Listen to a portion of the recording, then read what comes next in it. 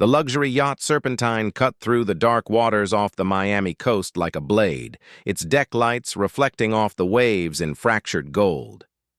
The night was unusually still, the kind of quiet that made even the ocean seem to hold its breath.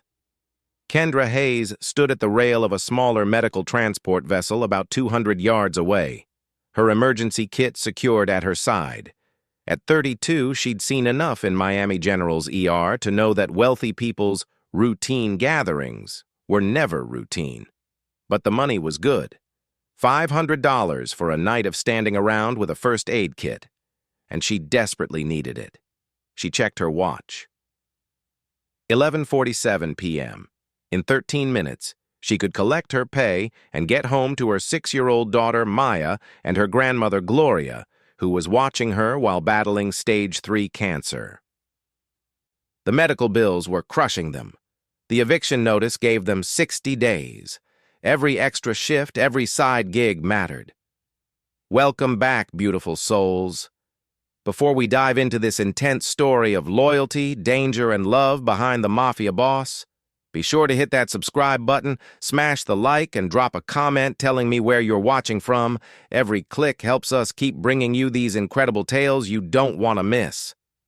Kendra pulled her jacket tighter against the Atlantic breeze and watched the Serpentine's silhouette against the starless sky. Music and laughter drifted across the water. Men in expensive suits moved across the illuminated deck, champagne glasses glinting. Then, the world exploded. The boom was deafening, a percussion that Kendra felt in her chest before her brain could process what was happening. A massive fireball erupted from the Serpentine's starboard side, orange and white flames shooting into the night sky. The yacht listed violently, debris and bodies flying through the air in terrible slow motion. Screams carried across the water. "Holy Christ!" the transport captain shouted, already reaching for the radio. "Mayday! Mayday! We have an explosion!" But Kendra wasn't listening. Her training had kicked in, overriding shock and fear. People were dying. That was all that mattered. She scanned the churning water, now illuminated by the burning yacht. Bodies floated, some moving, some terribly still, debris everywhere. The Serpentine was sinking fast, dragging men down with it. Then she saw him. A figure in the water maybe 50 yards out, struggling weakly against the pull of the sinking vessel. His head went under once, twice. He wasn't going to make it. Kendra didn't think. She kicked off her shoes, stripped off her jacket, and grabbed a life vest from the emergency locker. "What are you doing?" the captain shouted. "Wait for the Coast Guard! He'll be dead by then!" Kendra climbed onto the rail. "Miss Hayes, don't—" She dove. The Atlantic swallowed her whole, cold and merciless. Salt water burned her eyes and filled her nose. For a moment, the shock of it nearly overwhelmed her.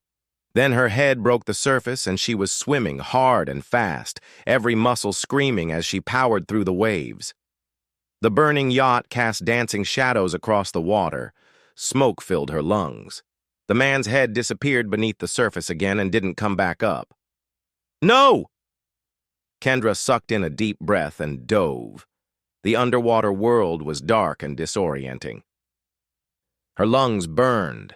She swept her arms wide, fingers grasping at nothing, nothing, nothing. There. Her hand found fabric, expensive, heavy fabric, a suit jacket. She grabbed it with both hands and kicked upward with everything she had, dragging the dead weight toward the surface. They broke through together. Kendra gasped, coughing, treading water with her legs while holding the unconscious man's head above the waves. Blood seeped from a gash on his temple, dark against his pale skin. "I've got you," she panted, even though he couldn't hear her. "I've got you." She hooked the life vest around his torso with trembling fingers, then started the agonizing swim back to the transport boat.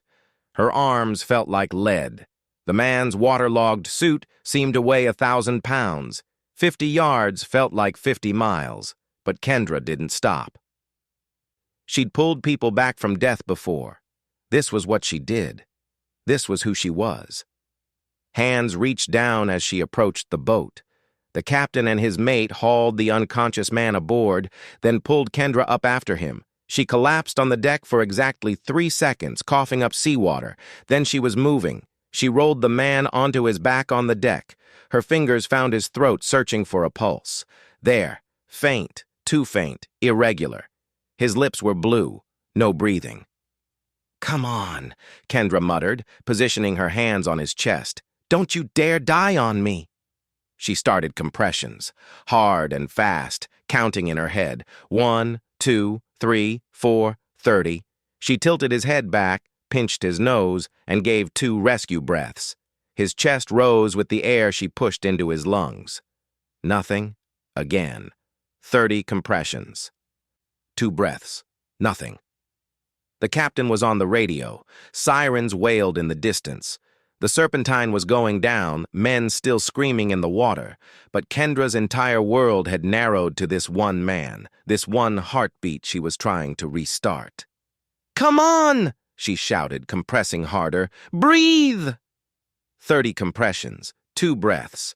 On the 3rd round, his body convulsed violently.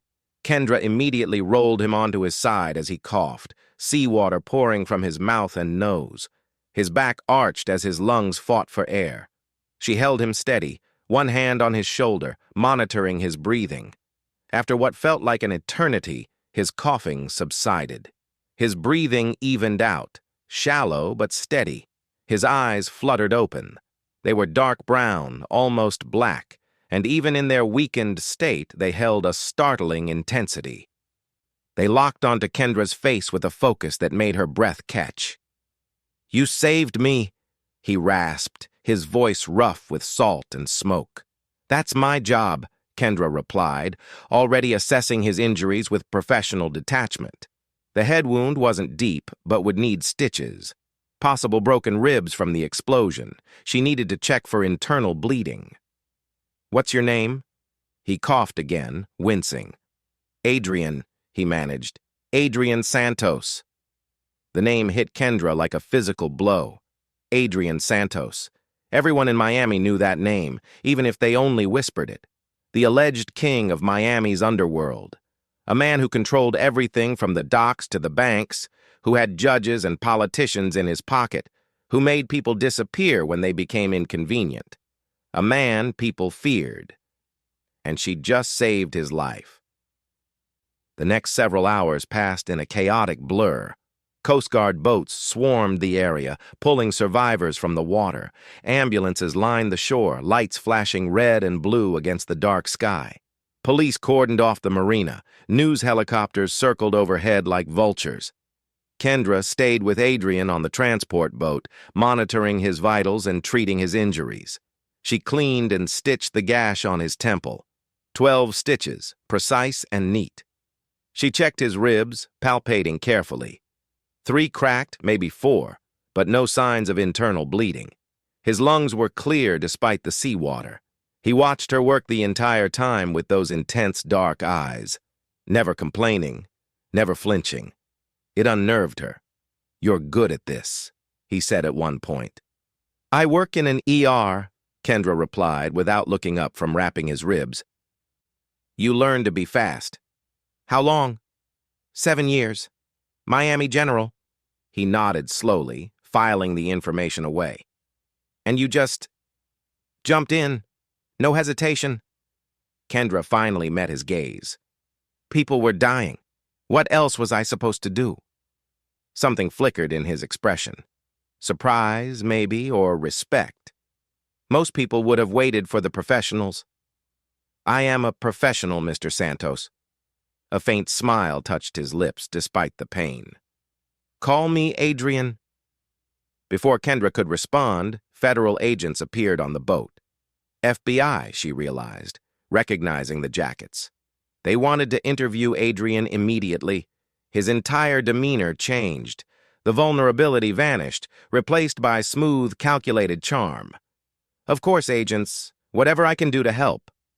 A lawyer appeared within minutes. Expensive suit, cold eyes, all business. The agent's aggressive questioning deflected off Adrian like water off stone. Kendra gave her own statement to the police, a simple recounting of the rescue. But she noticed how everyone who dealt with Adrian showed a certain deference, even the federal agents, a careful politeness that spoke of power and consequence. This wasn't just a businessman, this was exactly what the whispers said he was. As dawn broke over Miami, Adrian was finally transported to a private hospital. Before the ambulance doors closed, he caught Kendra's wrist gently. His grip was surprisingly warm. "I don't forget debts, Miss Hayes," he said quietly. His driver, a compact man with military bearing, handed her a black business card. No name, just a phone number embossed in gold. Then they were gone, and Kendra was left standing in the parking lot, exhausted and confused, clutching a card she should have thrown away immediately. She didn't. Kendra's apartment in Liberty City was a far cry from the waterfront luxury of the marina. Third floor, no elevator, walls so thin she could hear her neighbors' conversations. But it was home. She trudged up the stairs at 7 a.m., still damp from the ocean, her body aching from exhaustion. The door opened before she could unlock it. "Kendra!" Her grandmother Gloria stood there, worry etched into her weathered face. At 68, cancer had stolen her strength, but not her spirit. "Baby, I saw the news. That explosion. Were you there?" "I'm fine, Grandma." Kendra hugged her carefully, mindful of the PICC line in Gloria's arm for chemotherapy. "I'm okay." Maya appeared in her Princess Elsa pajamas, rubbing sleep from her eyes. "Mommy, did you save people?" Kendra knelt and pulled her daughter into her arms, breathing in the scent of her strawberry shampoo. This was what mattered. Not dangerous men or underwater worlds. Just this. "I helped some people, baby, but I'm home now." She got Maya ready for school, made Gloria her medications with breakfast, and tried not to look at the pile of bills on the kitchen table. But after Maya left with the neighbor who did drop-offs and Gloria settled in for her morning nap, Kendra couldn't avoid them anymore. Medical bills from Gloria's cancer treatment, $47,000 and counting, even with insurance. Student loans from nursing school, $93,000. Rent, 2 months behind, eviction notice attached. 60 days to find $4,800 or they were out. Credit cards, maxed out. Collection calls, daily. Kendra pressed her palms against her eyes, fighting the tears that threatened. She worked 60 hours a week at Miami General plus side gigs like last night. She did everything right, budgeted, cut corners, sacrificed, and still, she was drowning. Her phone buzzed. A news alert. "Assassination attempt on alleged crime. Boss Adrian Santos, 3 dead in yacht explosion. Moretti family suspected." Kendra read the article with growing dread.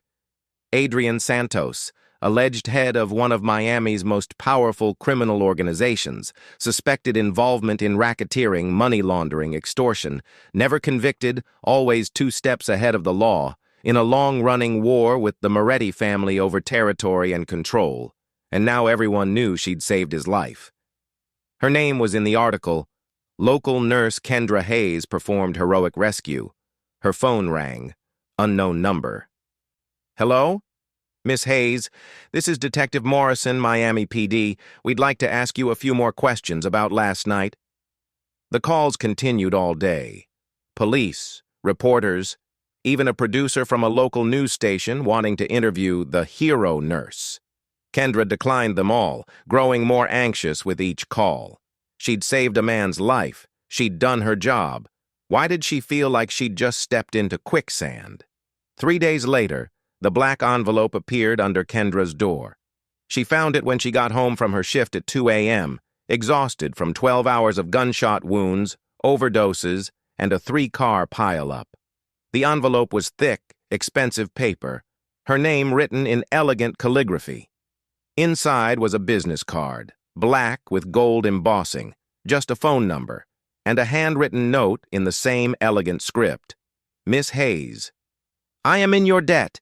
Please meet me at the address below tomorrow at 7 p.m. I have a proposition. A.S. An address in Coral Gables, one of Miami's wealthiest neighborhoods. Kendra should have thrown it away. Should have pretended she never pulled Adrian Santos from the ocean, never stitched his head, never felt his intense gaze on her face. But she thought about the bills on her table, the eviction notice, Maya's school fees, Gloria's next round of chemo that insurance would only partially cover, and something else, something she didn't want to examine. Curiosity. What could a man like Adrian Santos possibly want from her? The next evening, she stood outside a stunning high-rise overlooking Biscayne Bay. The doorman checked her name against a list and ushered her to a private elevator. No buttons, it went only one place, the penthouse. The doors opened directly into the apartment, and Kendra's breath caught. Floor-to-ceiling windows overlooked the bay, the Miami skyline glittering like diamonds.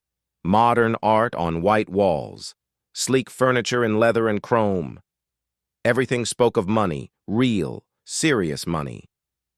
Adrian stood by the windows, backlit by the city lights. He'd traded the hospital gown for a tailored charcoal suit that probably cost more than her car. The bandage on his temple was smaller now, the only visible sign of the explosion. He was, she had to admit, devastatingly handsome. Tall, broad-shouldered, with sharp features, softened only slightly by full lips, and those dark, intelligent eyes. "Miss Hayes," he said, turning with a slight smile. "Thank you for coming." "I almost didn't," Kendra replied honestly. "But you did." He gestured to the sitting area. "Please, can I offer you wine? Water?" "Water's fine." She sat carefully on the edge of an expensive-looking sofa, hyper-aware of her worn scrubs and scuffed shoes in this palace of luxury. Adrian poured 2 glasses of water from a crystal decanter and sat across from her, close enough for conversation, far enough to not be threatening. Everything about him was calculated, she realized. Controlled. "I imagine you've learned more about me in the last few days," he said. The news had a lot to say. Most of it exaggerated, some of it true. He took a sip of water. "I won't insult your intelligence by claiming to be an innocent businessman, but I'm not the monster the media portrays either." "Why am I here, Mr. Santos?" "Adrian," he corrected gently. "And you're here because I need your help." Kendra raised an eyebrow. "You need a nurse?" "I need someone I can trust." He leaned forward, elbows on his knees, intensity radiating from him. "The explosion on my yacht wasn't an accident. It was an assassination attempt by the Moretti family, my rivals. 3 of my men died. I survived only because you pulled me from the water." "I'm sorry for your loss," Kendra said carefully, "but I still don't understand what this has to do with me." "The Morettis won't stop," Adrian continued. "This was the 3rd attempt on my life in 6 months. They're getting bolder, more desperate. I need someone close to me, someone who can keep me alive when they strike again." Understanding dawned cold and uncomfortable. "You want a personal physician." "I want someone outside my organization, someone whose loyalty isn't to my family or my business, but to the Hippocratic Oath." His gaze held hers. "You proved on that boat that you'll risk everything to save a life, even mine." "This is insane," Kendra said, standing. "I work in a hospital. I have a daughter, a grandmother who's sick. I can't just—" "I know about Maya," Adrian interrupted quietly. 6 years old, loves Frozen, wants to be a doctor when she grows up. I know about Gloria, stage 3 breast cancer, currently undergoing her 2nd round of chemotherapy at Miami General. I know about your student loans, your credit card debt, the eviction notice." Kendra went very still. "You investigated me." "I protect my interests," Adrian said, standing as well. "But I'm not trying to threaten you, Kendra. I'm trying to help you." "Help me?" Her voice rose. "You want me to patch up gangsters?" "I want you to save lives," he corrected. "Which is what you do anyway, except I'll actually compensate you for it. Name your price. Student loans? Gone.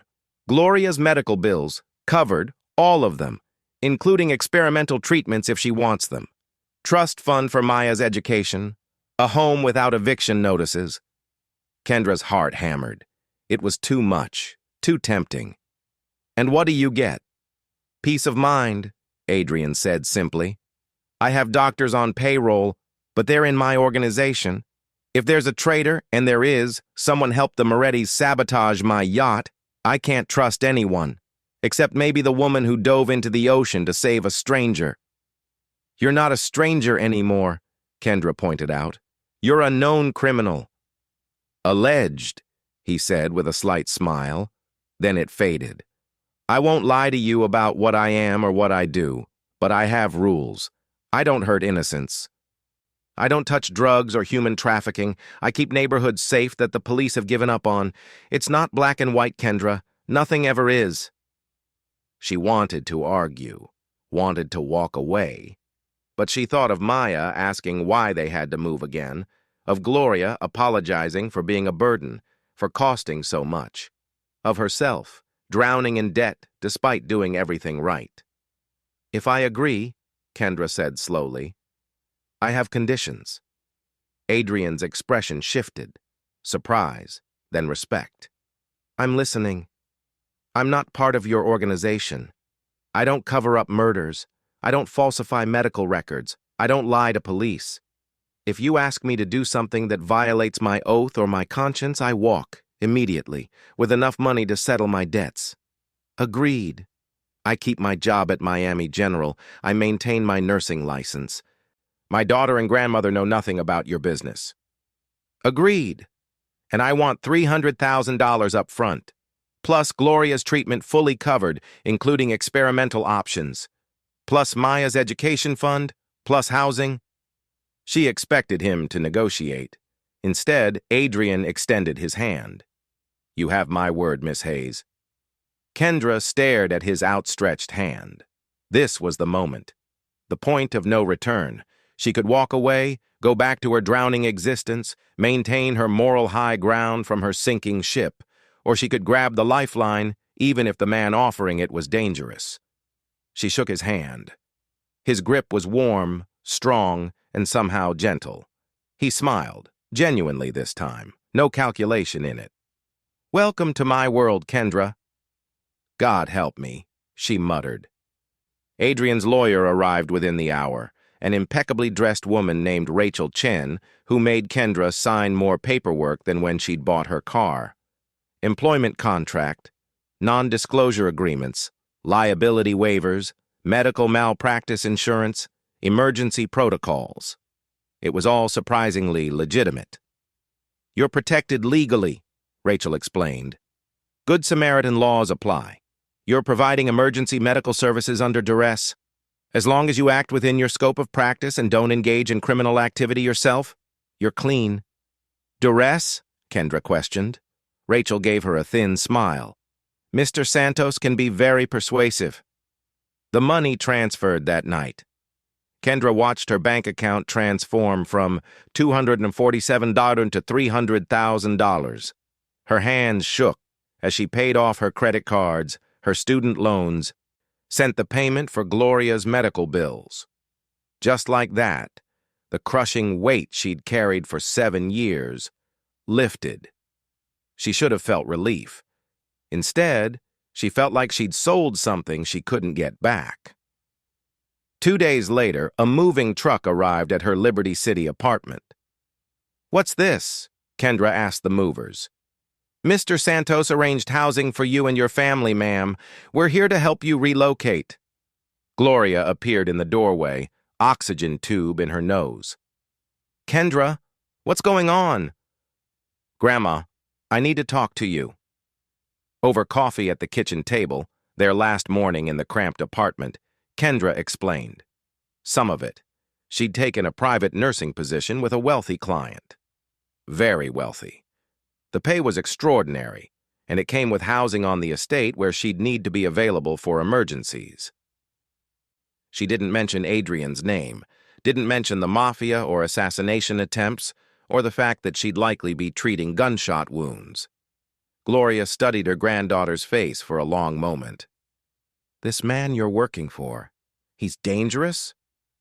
He's complicated, Kendra hedged. But he's paying for my treatment? All of it, including the experimental trial your oncologist mentioned. Gloria's eyes filled with tears. She took Kendra's hand. Baby, I don't know what deal you made, but I need you to promise me something. Don't lose yourself. Don't become someone you're not, no matter how much money is involved. I promise, Grandma. But as they packed their lives into boxes, Kendra wondered if she could keep that promise. Adrian's estate in Coral Gables was obscene. 12,000 square feet of Spanish colonial architecture behind high walls and iron gates. Security cameras everywhere. Guards at the gatehouse who checked IDs and searched vehicles. The main house sat amid manicured gardens with fountains and sculptures. A separate guest house that was larger than Kendra's old apartment. A pool, tennis courts, and what looked like a separate building that Maya immediately decided was a castle. Mommy, is this real? Maya whispered, gripping Kendra's hand as they stood in the guest house's main room. It had 3 bedrooms, 2 bathrooms, a full kitchen, and a living area decorated in soft creams and blues. The furniture was new. Children's books sat on a shelf clearly meant for Maya. The largest bedroom had been converted into a medical suite for Gloria. Hospital bed, monitoring equipment, a comfortable chair by the window overlooking the garden. It's real, baby, Kendra said, feeling overwhelmed. Adrian appeared in the doorway, dressed casually in dark jeans and a white button-down. He looked younger, more approachable, almost normal. I hope everything is suitable, he said. It's too much, Kendra replied. It's what you've earned.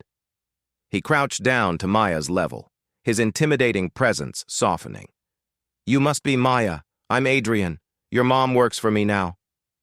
Maya studied him with the brutal honesty of 6-year-olds. Are you a prince?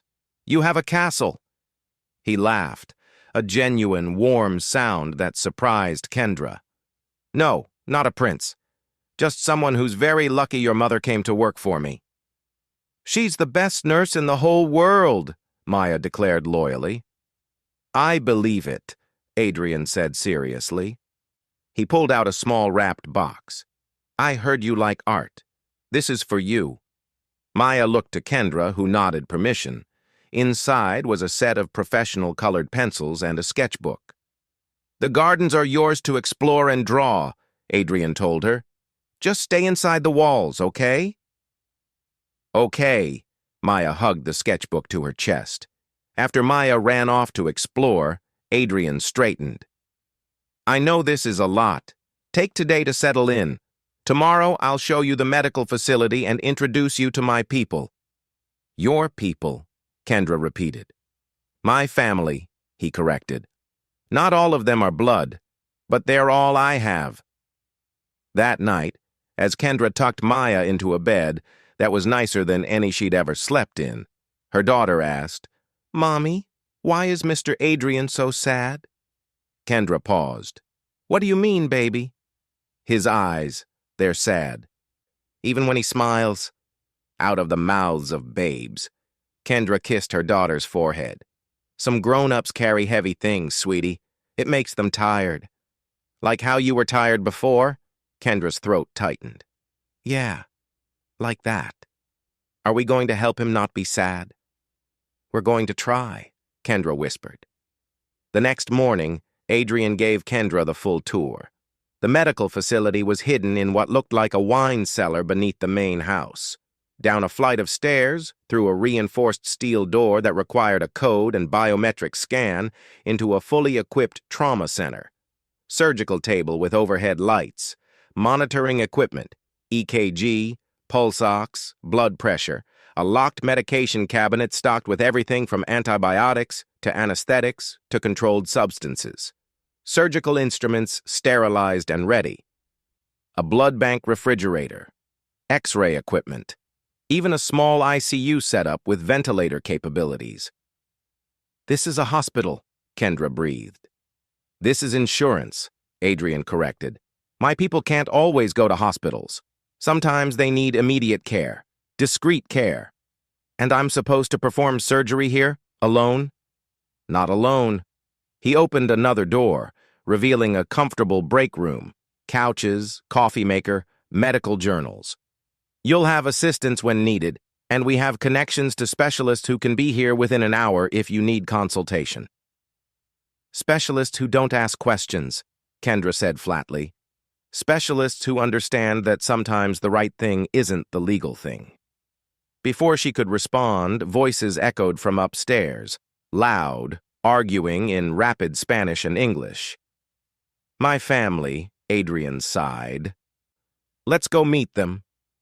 In the main house's living room, a striking woman in her late 20s stood toe-to-toe with a brick wall of a man who had to be 6'4" and 250 pounds of muscle. The woman had Adrian's dark coloring and sharp features, wearing a business suit that screamed power. The man was clearly ex-military, buzzed hair, tactical pants, a gun barely concealed under his shirt. I don't care if she's Florence Nightingale, the man was saying. She's an outsider, Adrian. We don't know if we can trust her. She saved my life, Marcus, Adrian replied evenly. Which is great. The woman threw her hands up. But now you're bringing civilians into the compound? A woman with a child? Have you lost your mind? Adrian's jaw tightened. Sophia, Marcus, this is Kendra Hayes. She's under my protection. Which means she's under all of our protection. Is that clear? Sophia and Marcus exchanged glances. Some silent communication passed between them. Finally, Marcus nodded curtly. Sophia approached Kendra, eyes sharp and assessing. So you're the nurse who dove into the ocean. Seemed like the thing to do at the time, Kendra said. Sophia's lips twitched. Brave or stupid? Probably both. That earned a genuine smile. Sophia extended her hand. Sophia Santos, Adrian's sister and CFO of our various enterprises. Welcome to the madness. Marcus remained by the door, arms crossed, radiating suspicion. Marcus Cole, head of security. I ran your background. You're clean. But if you do anything to put this family at risk, nurse or not, we'll have a problem. Noted, Kendra said, meeting his stare. She wasn't about to be intimidated. Marcus's expression shifted slightly. Maybe respect, maybe just recalculation. A door opened and an elderly priest entered, silver-haired and gentle-faced. Adrian, I heard we have a guest. Father Antonio, Adrian said warmly. This is Kendra, our new medical provider. The priest's eyes twinkled. Ah, the hero from the news. Bless you, child. It takes a special soul to risk themselves for a stranger. Just doing my job, Father, Kendra said. A job is punching a clock, he replied. What you did was grace. Please let me know if you or your family need anything. I understand your grandmother is ill. Cancer, Kendra confirmed, surprised by his genuine concern. I'll visit her if she'd like. Sometimes faith helps where medicine struggles. Another man appeared, shorter, stocky, with kind eyes and graying hair. Ramon, Adrian's driver and oldest friend. He greeted Kendra with a warm handshake and an accent that spoke of Cuba. Miss Kendra, I've prepared a car for you. Armored, GPS tracking, direct line to security, Adrian insists. Armored? Kendra repeated faintly. The Morettis know about you now, Sophia said bluntly. You're a target by association. Welcome to our world. That night, Kendra found out exactly what her new job entailed. She was reading Maya a bedtime story when her phone buzzed. A text from Adrian. Medical facility. Now. Her heart kicked into overdrive. She kissed Maya goodnight, told Gloria she had to work, and ran across the garden to the main house. In the underground medical facility, Marcus and two other men were carrying someone in, a young Hispanic man, maybe 25, conscious but bleeding badly from his shoulder. Gunshot wound, Marcus said tersely. Through and through. but he's losing blood fast. Kendra's training took over. Get him on the table. I need vitals, IV access, and someone to assist. Adrian appeared, already rolling up his sleeves. Tell me what you need. For the next hour, Kendra lived in the space she knew best, the precise world of trauma medicine. She assessed the wound, clean entry and exit, no major arteries hit but muscle damage, established IV access, administered pain medication and antibiotics, irrigated and debrided the wound, sutured carefully, wrapped and stabilized. Adrian assisted wordlessly, anticipating what she needed, his hands steady and surprisingly gentle for someone so large. The patient, Carlos, one of Adrian's soldiers, stayed conscious throughout, teeth gritted, refusing to cry out. You did good, Carlos, Adrian told him when it was done. Take 2 weeks off, full pay. Boss, I can work. That's an order. Heal properly. After Carlos was settled in the recovery area, Kendra stripped off her bloody gloves and leaned against the wall, adrenaline fading. That was a gunshot wound, she said quietly. Someone shot him. During a collection run, Adrian confirmed, cleaning up. Wrong place, wrong time. Gang crossfire. You expect me to believe that? He met her gaze steadily. I expect you to do your job, which you just did brilliantly. Carlos will recover fully because of you. That's what matters. Kendra wanted to argue, wanted to demand answers about what kind of collection run ends in gunfire. But Carlos was alive. She'd saved him. Wasn't that the point? I need air, she muttered, heading for the stairs. She found herself on the terrace overlooking the bay. The same view from Adrian's penthouse, but somehow more intimate here. The Miami lights sparkled below. A warm breeze carried the scent of night-blooming jasmine. Footsteps behind her. Adrian appeared with 2 glasses of wine. I don't want... It's medicinal, he interrupted, offering one. Trust me, you'll need it. Kendra took it, but didn't drink. What have I gotten myself into? Exactly what you agreed to, Adrian said, leaning on the rail beside her. Not touching, but close enough that she felt his warmth. Saving lives. You did that tonight. For a criminal organization. For a human being, he corrected. Carlos has a wife, 2 kids. They need him. You gave him back to them. And next time, when it's not wrong place, wrong time, when it's someone you had shot, and I have to patch them up so you can... That won't happen, Adrian said firmly. I told you. I have rules. I don't start unnecessary violence. I don't target innocents. Everything I do is about protection. Protection rackets? Kendra challenged. Protection of businesses that the police can't or won't protect. Community support that government programs don't provide. Order in chaos. He took a sip of wine. I'm not claiming to be a saint, Kendra. But I'm not the devil either. She finally tasted the wine. Expensive. Smooth. It's still wrong. Maybe, he acknowledged. But it's the world we live in. I didn't create it. I just learned to survive in it. He turned to face her. You could have walked away in that penthouse. You didn't. Why? Kendra thought of Maya, of Gloria, of the years of crushing debt. You know why? No, Adrian said softly. Money isn't enough. You could have taken the payout and disappeared. Instead, you moved your family into my home. You're still here. Why? The honest answer frightened her. Because something in his eyes called to something in hers. Because she saw in him what Maya saw, that deep, bone-tired sadness. Because saving him felt like saving some part of herself. I don't know, she lied. Adrian smiled faintly, like he knew it was a lie but wouldn't push. Get some rest. This was an easy night. They won't all be. He was right. 2 weeks passed in strange domesticity. Kendra settled into a routine, tending to Gloria's medical needs, playing with Maya in the gardens, getting to know Adrian's strange extended family. Sophia warmed up quickly, appreciating Kendra's no-nonsense attitude. Marcus remained wary but professional. Father Antonio visited Gloria daily, the two finding comfort in shared faith. Ramon spoiled Maya with treats and stories about Cuba. And Adrian was harder to categorize. He worked constantly, meetings in his office, phone calls at all hours, disappearing for days at a time. But he always checked on Gloria's treatment progress, always asked Maya about her drawings, always found Kendra on the terrace late at night when sleep eluded her. They talked during those stolen moments, about everything and nothing.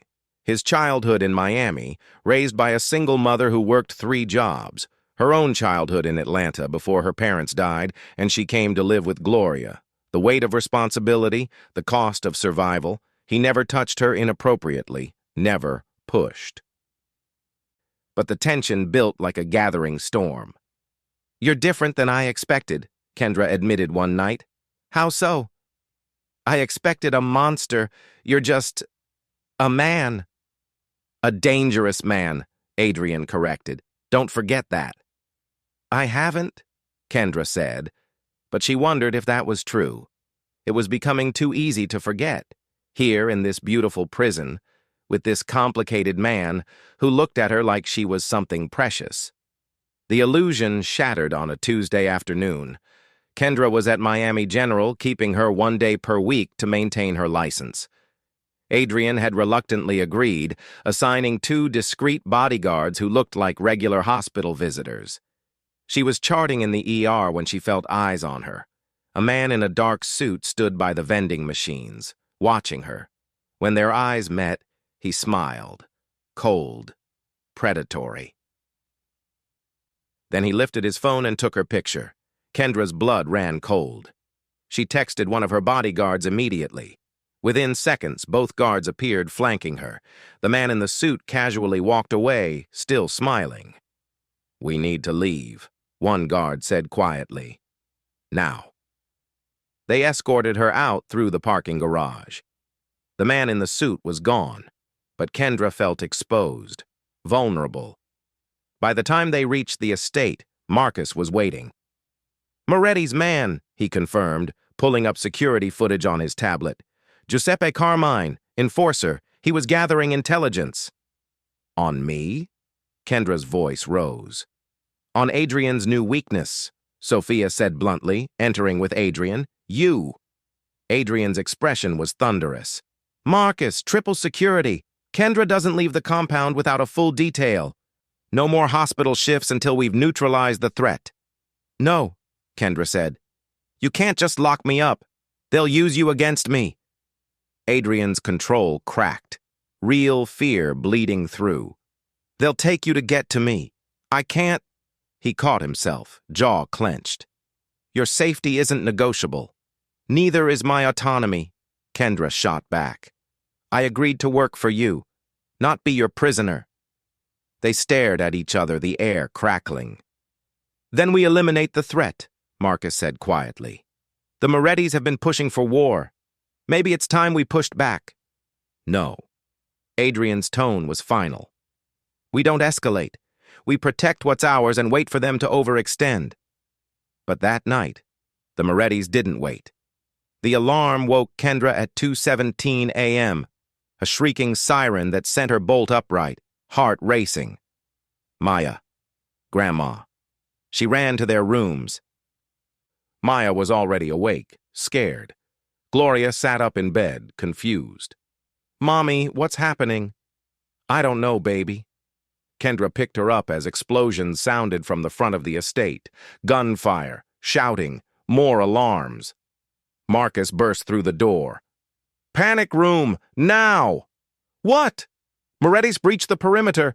We're under attack. Move!" He led them through the guest house into what Kendra had thought was a closet. A hidden panel opened, revealing a steel door. Code, biometric scan, and they were inside a reinforced room. Comfortable furniture, supplies, monitoring screens showing security camera feeds throughout the estate. On the screens, chaos, Men in tactical gear swarming over the walls, Adrian's security team engaging them, muzzle flashes in the darkness, bodies falling, so much violence, so fast. "Where's Adrian?" Kendra demanded. "Defending the main house," Marcus said grimly, checking his weapons. "I need to get back out there." "You can't leave us. You're safe here. No one's getting through that door." He met her eyes. "Trust me, Kendra. Protect your family. I'll protect mine." Then he was gone, leaving them locked in with nothing but monitors showing a war being fought in her backyard.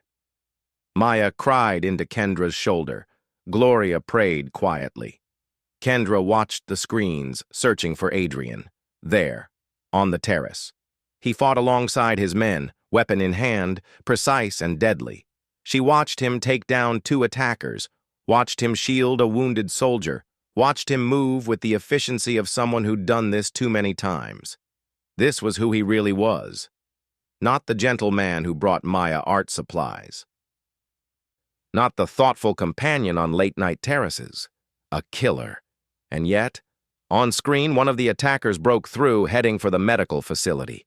For Carlos, still recovering from surgery, Adrian saw, changed direction, sprinting. He reached the facility just as the attacker descended the stairs. The fight was brief, brutal. Adrian won. Then, instead of pursuing other threats, he stayed with Carlos, guarding the injured man. Kendra's throat tightened. The battle lasted 23 minutes. 23 minutes that felt like hours. Finally, the last attacker retreated or fell. Silence descended, broken only by sirens and shouted commands.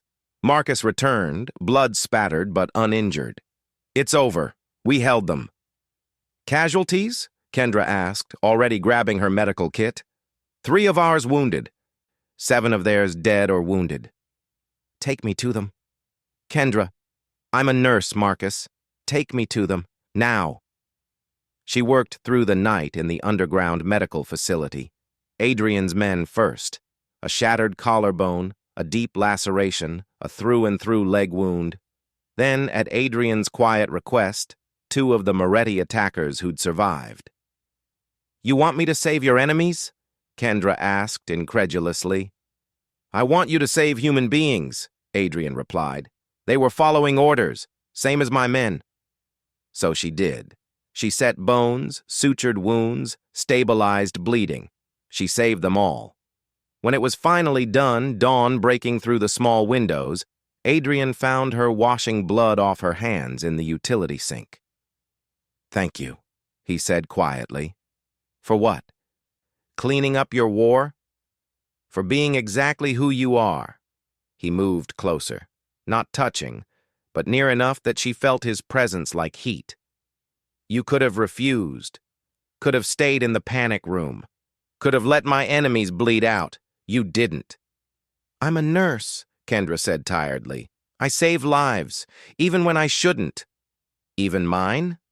The vulnerability in his voice caught her off guard. She finally looked up at him.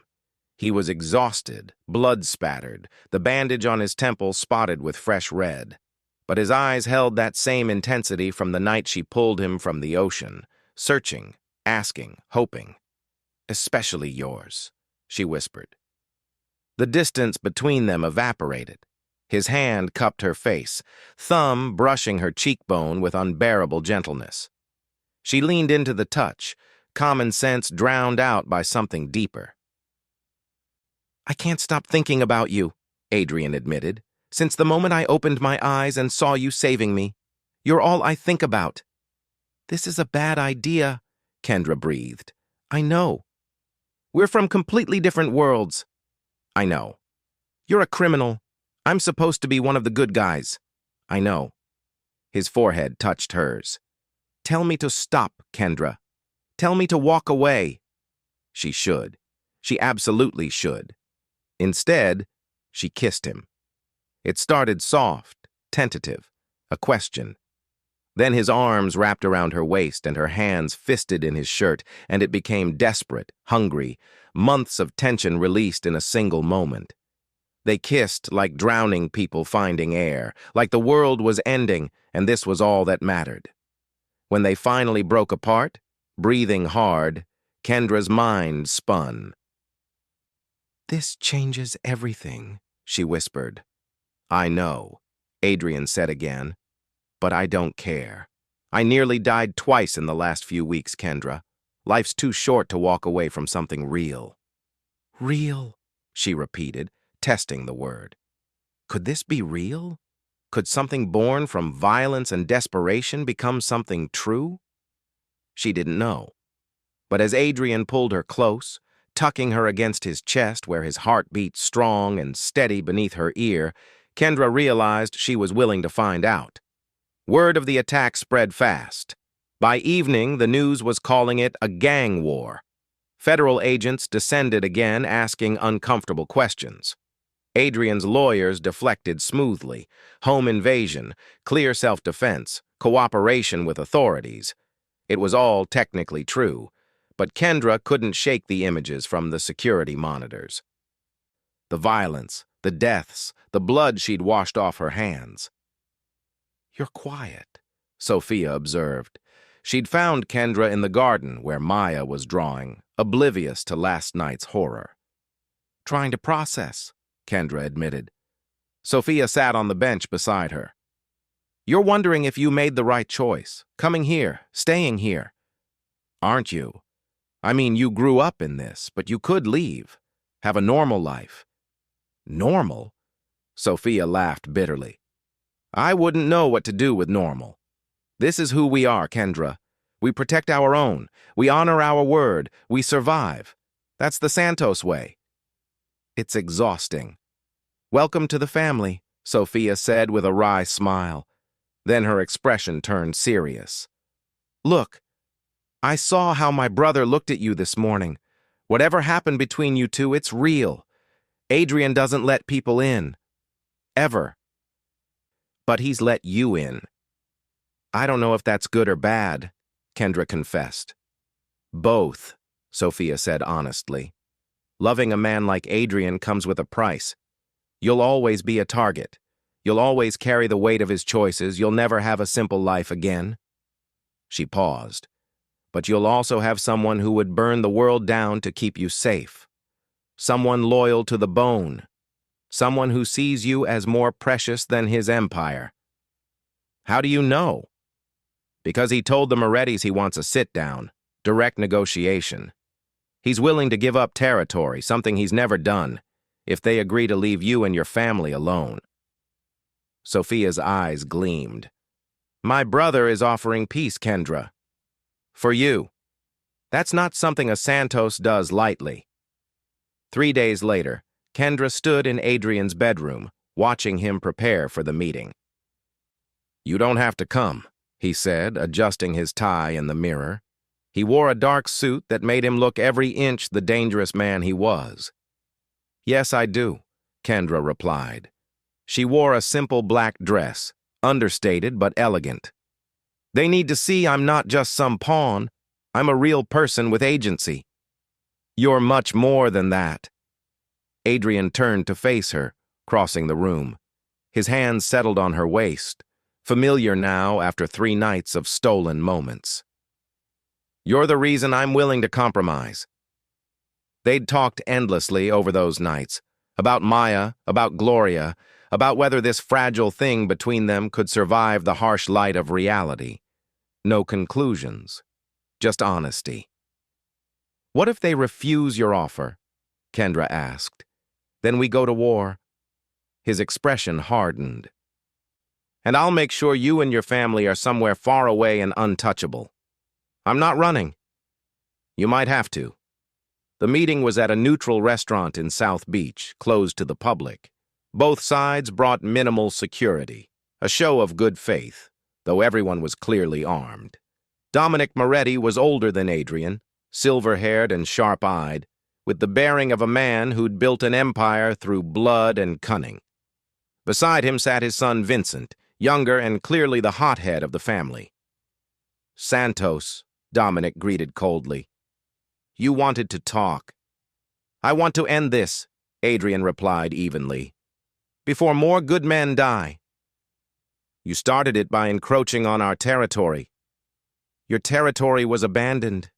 I restored order, created businesses, employed people.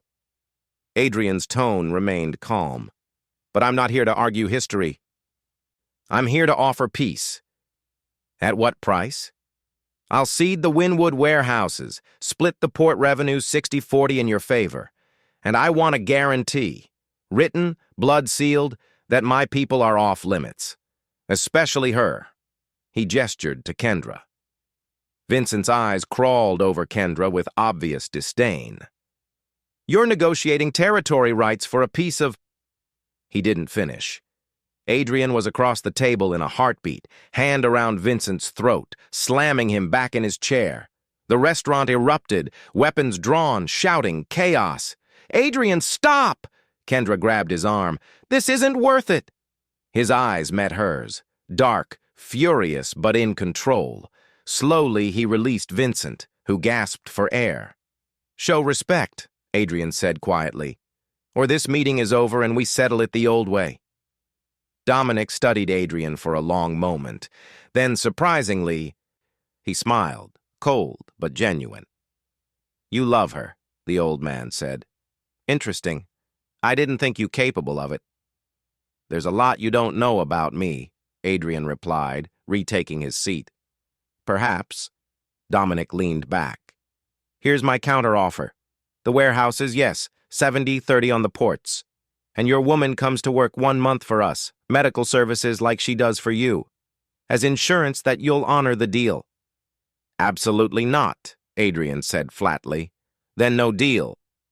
They stared at each other across the table, a test of wills between two alpha predators. I'll do it, Kendra said. No, Adrian said immediately. It's 1 month. Medical services only, right, Mr. Moretti? Nothing illegal. Nothing that violates my oath. Dominic inclined his head. You have my word. Kendra, we'll find another way. She placed her hand over Adrian's. This ends the war, saves lives. That's what I do, remember? She met Dominic's eyes. But I want it in writing, my duties, my limits, and a guarantee that after the month I'm completely free and clear. No future obligations. Agreed, Dominic said. And Santos, I want your word you won't retaliate or attempt to interfere during that month. Adrian's jaw clenched so hard, Kendra heard his teeth grind. Every instinct in him was clearly screaming to refuse, to protect what was his. But he was also pragmatic. You have my word, he finally said. But if she's harmed in any way, accidentally or otherwise, all bets are off. Fair enough. Dominic extended his hand. Do we have a deal? Adrian looked at Kendra one more time. She nodded. With obvious reluctance, he shook Dominic's hand. Deal. The hardest part was telling Maya. You're leaving? Her little face crumpled. But you just got us the nice house. Just for a month, baby, Kendra said, kneeling to hold her daughter. I have to work at a different place for a little while. But Grandma Gloria will be here, and Mr. Adrian and Sophia, and everyone who loves you. But I want you, Maya sobbed. Kendra's heart shattered. I know, sweetheart, I know. But sometimes mommies have to do hard things to keep their families safe. Adrian watched from the doorway, his expression carefully neutral. But Kendra saw the tension in his shoulders, the white-knuckle grip on the doorframe. That night, their last before she left, they sat on the terrace. I could still stop this, Adrian said. Take you and Maya and Gloria, disappear somewhere the Morettis can't reach. And spend the rest of our lives running, looking over our shoulders? Kendra shook her head. No, this way it ends clean. Nothing about this is clean. He pulled her close, breathing in the scent of her hair. A month feels like forever. It's only 30 days. Anything could happen in 30 days. So we trust each other, Kendra said, pulling back to look at him. Trust that I'll be smart and careful. Trust that you won't do something stupid and reckless if you don't hear from me every day. I don't like this. I know. But you taught me something, Adrian. Sometimes survival means compromise. This is our compromise. He kissed her then, slow and thorough, like he was memorizing the taste of her. 30 days, he murmured against her lips. Then you're mine again. I was never not yours, Kendra whispered back. The Moretti compound was different from Adrian's estate, older, more fortress than home. Dominic set her up in a guest suite that was comfortable but clearly monitored. Her duties were exactly as promised: medical care for his organization, treating injuries, managing chronic conditions, conducting health screenings. It was legitimate work, mostly, but the men she treated were criminals. The injuries often came from violence, and she was constantly aware of being watched, evaluated, measured against some unknown standard. Vincent made her life difficult when he could. Snide comments, deliberate rudeness, testing boundaries. But Dominic kept him in check, and after Kendra saved the life of Dominic's cousin during a heart attack in her second week, the old man's attitude toward her shifted to something like respect. "You're wasted on my nephew," Dominic told her one evening. They were in his study reviewing medical files over espresso. "Your nephew?" Kendra questioned. "Adrian. His mother was my sister." Dominic's expression turned melancholy. "She died when Adrian was 16. I offered to take him in, teach him the business properly. He refused. Said he'd build his own empire, his own way. Stubborn, proud boy." Kendra processed this revelation. Adrian and the Morettis were family. This war was a family feud that had spiraled into something deadly. "Did he know?" she asked. "About the relation?" "Of course. That's why the betrayal cut so deep when he rejected us." Dominic studied her. "But you've changed him, haven't you? Made him willing to compromise, to see past old wounds."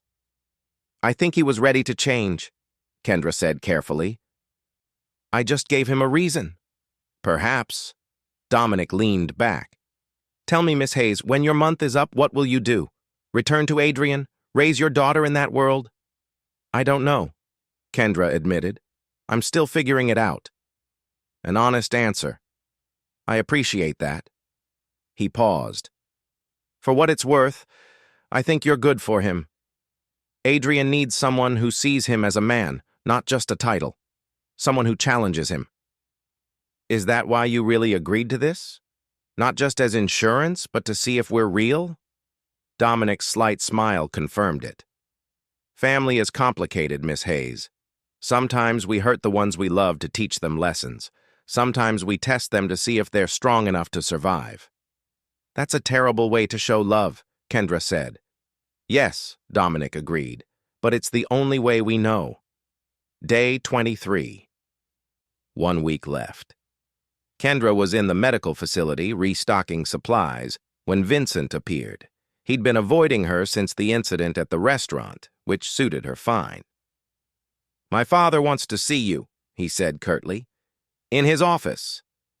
Something in his tone set off alarm bells. "Now?" "Yes, now." She followed him through the compound, noting that the usual guards were absent from their posts. The hair on the back of her neck rose. "Vincent, where is everyone?" "Out. Special assignment." He opened the door to Dominic's office. "After you." The office was empty. Kendra turned just as Vincent's hand clamped over her mouth and nose. Cloth soaked in something sweet and chemical. Chloroform. She struggled, but he was bigger, stronger. The world tilted, grayed, went dark. She woke in a windowless room, hands zip-tied to a chair. Her head pounded. Vincent stood before her, flanked by 2 men she didn't recognize.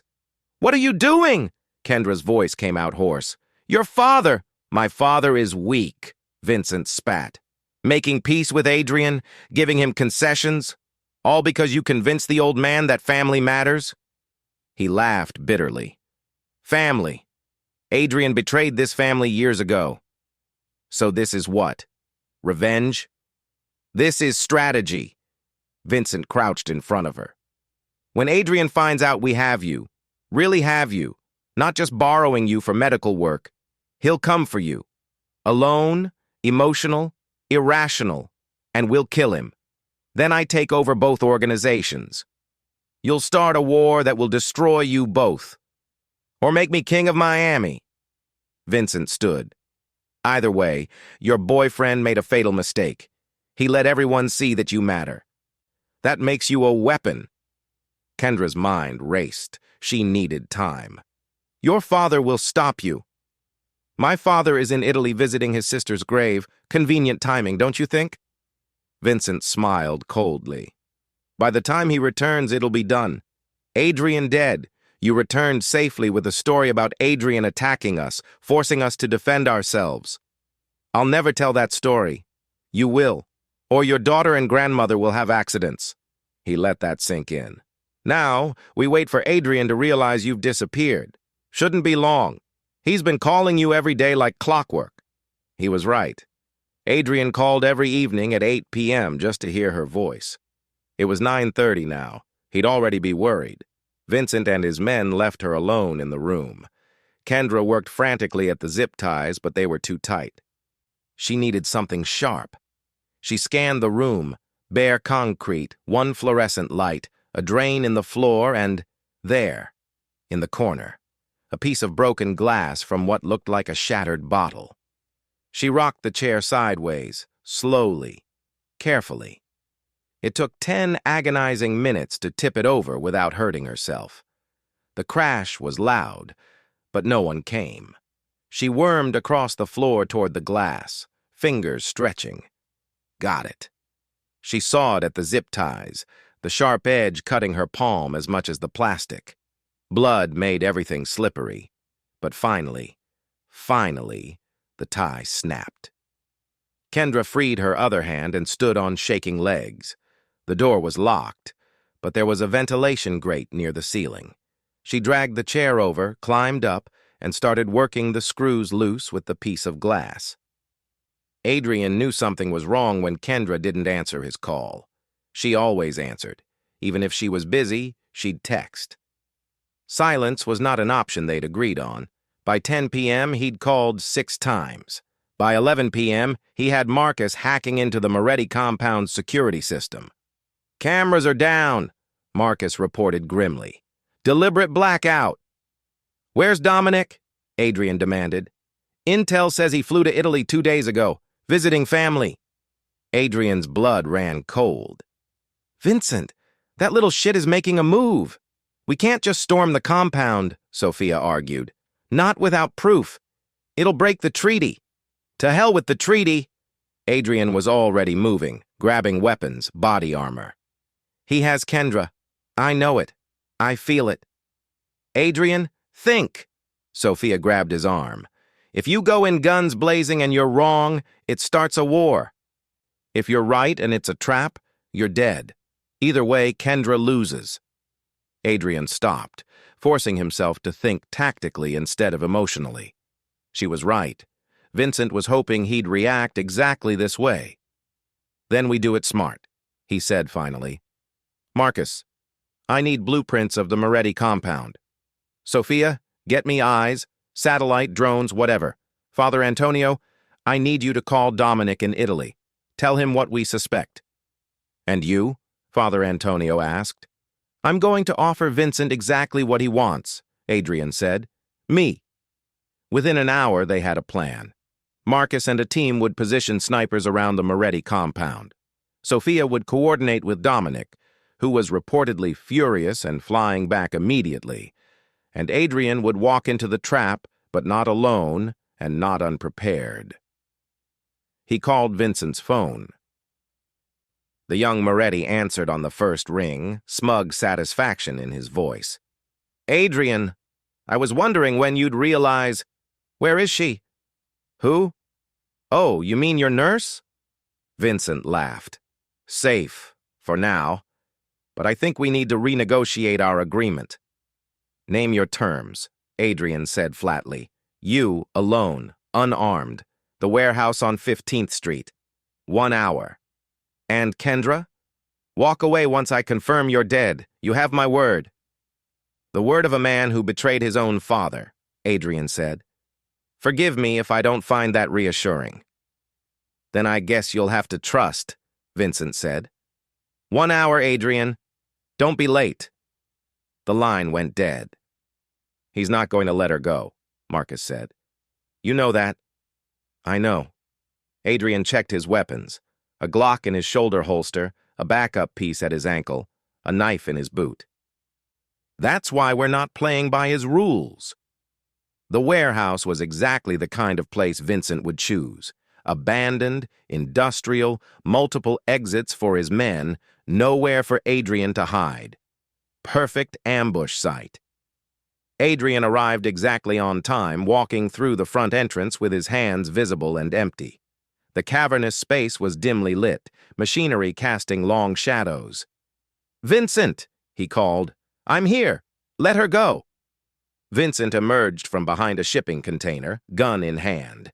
Behind him, 2 men dragged Kendra forward. Her hands were bound, there was blood on her shirt, but her eyes were fierce and alert. She was alive. That was all that mattered. "Let her go," Adrian repeated. "You have what you wanted." "Not yet," Vincent said. "First, you kneel." "No," Kendra said sharply. "Adrian, it's a trap. He's going to kill us both." One of Vincent's men hit her. Not hard, just a warning, but it was enough. Adrian's vision went red. He started forward, but Vincent raised his gun. "Kneel, or I shoot her right now." Adrian knelt. Vincent approached, still pointing the gun. "You should have stayed down the first time, Adrian, after the yacht, but you had to survive. Had to keep building your little empire. Well, it ends tonight." "My father will destroy you for this," Adrian said. "Your father?" Vincent laughed.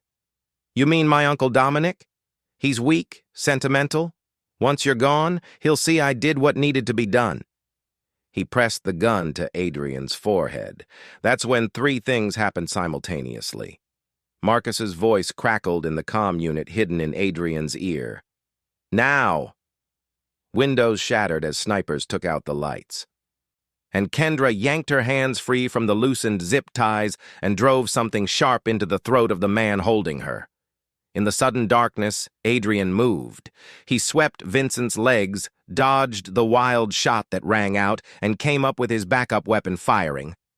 Vincent went down, screaming, hit in the shoulder.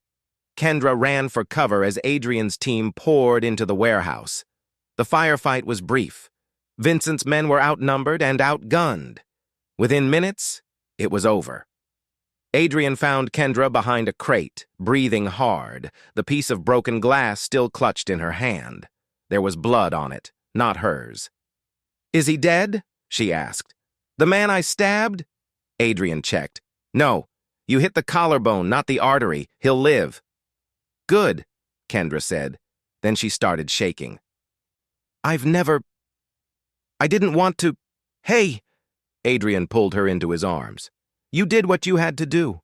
You survived. That's all that matters." She clung to him, and he felt her tears soak into his shirt. This strong, amazing woman who'd saved his life multiple times, who dove into an ocean and walked into enemy territory and kept her head when death came for her. "I've got you," he murmured. "You're safe. I've got you." Dominic Moretti arrived at the warehouse 20 minutes later, straight from the airport. He surveyed the scene, his son in custody, his men disarmed, Adrian's team in control, and his expression turned to stone. "Father," Vincent began. "Silenzio." The command was quiet but absolute. Dominic approached his son, who was handcuffed and sitting on the floor, still bleeding from his shoulder. "You dishonored our family. Broke your word. Betrayed our agreement. I was trying to make us strong. You were trying to make yourself powerful. There's a difference."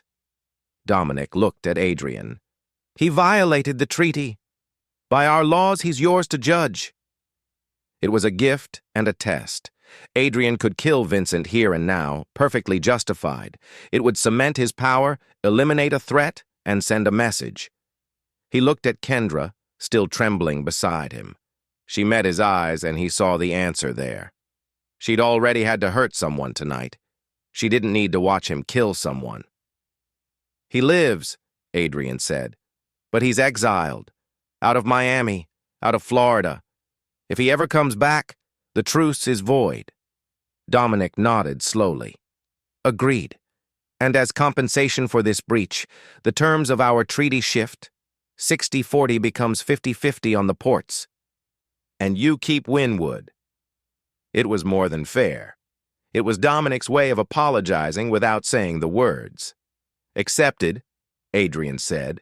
He extended his hand. "Uncle." Dominic's eyes widened slightly, the first time Adrian had acknowledged their relationship in 15 years. The old man's expression softened just a fraction as he shook Adrian's hand. "Family is complicated," Dominic said quietly, "but blood matters, even when we forget." "I haven't forgotten," Adrian replied. "I just needed to walk my own path." "I see that now." Dominic glanced at Kendra. "And I see you've found someone worth walking it with. Guard her well, Adrian. Women like that are rare." As the police arrived to take custody of Vincent and process the scene, Adrian led Kendra to his car. Marcus drove them home in silence, giving them space. In the back seat, Kendra finally spoke. "I killed a man tonight, or tried to. You defended yourself. I've spent my entire adult life saving people, and in one moment, I tried to take a life." Adrian took her hand. "You're still the same person. Still good, still brave. You just learned that good people sometimes have to do hard things to survive." "Is that what you tell yourself?" she asked quietly. "When you have to do hard things?" "Every day," he admitted. "Every single day." They sat in silence for the rest of the drive. The little clinic in Liberty City wasn't fancy, but it was Kendra's. Hayes Family Medical Center, the sign read, funded by Adrian but operated entirely by Kendra. Free or sliding scale care for the neighborhood, no questions asked, no one turned away. It was everything she'd dreamed of. She was closing up for the day when Adrian arrived, carrying takeout from Maya's favorite Cuban restaurant. "How was your day?" he asked, kissing her hello. "Busy. Good." She helped him set up dinner in her office. "We treated 43 patients, including Mrs. Rodriguez's grandson with the asthma. The inhaler program you connected us with is saving his life."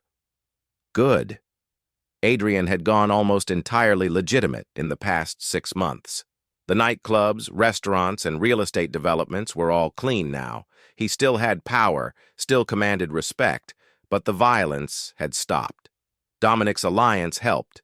Together, they kept Miami stable without bloodshed. "How's Maya?"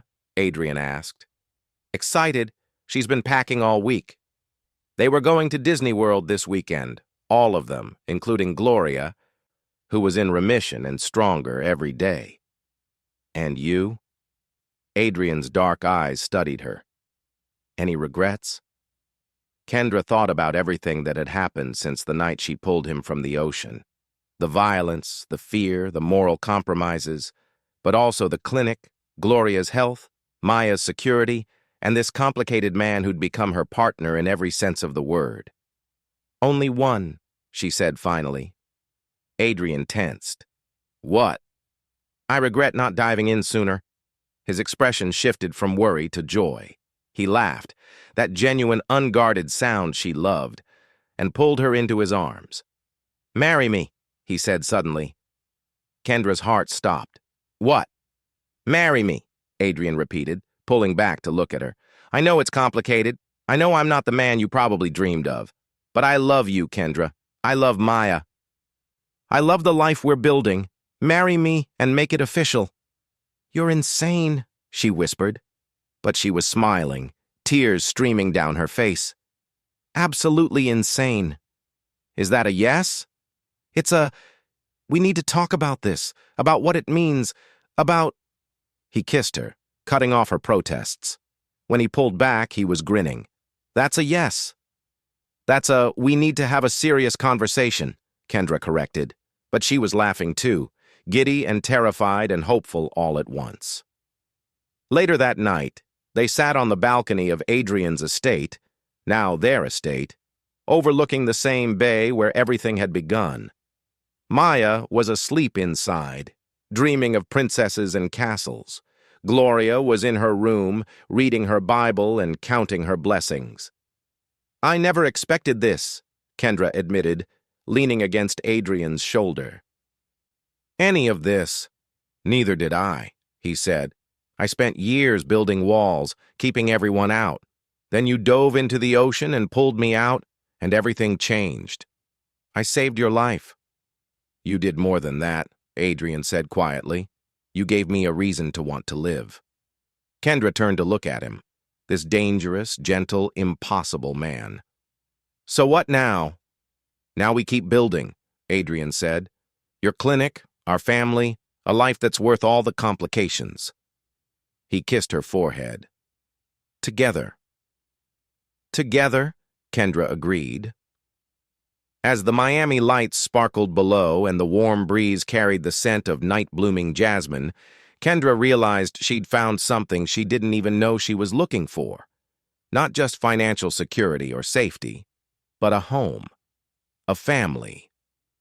A love that began with an act of rescue and became something neither of them could refuse. She'd jumped into the ocean to save a drowning man. Instead, they'd saved each other. Thank you so much for watching this story to the end. If you enjoyed this one, let me know in the comments what you thought about Kendra and Adrian's story. And don't forget to like and subscribe for more thrilling stories like this.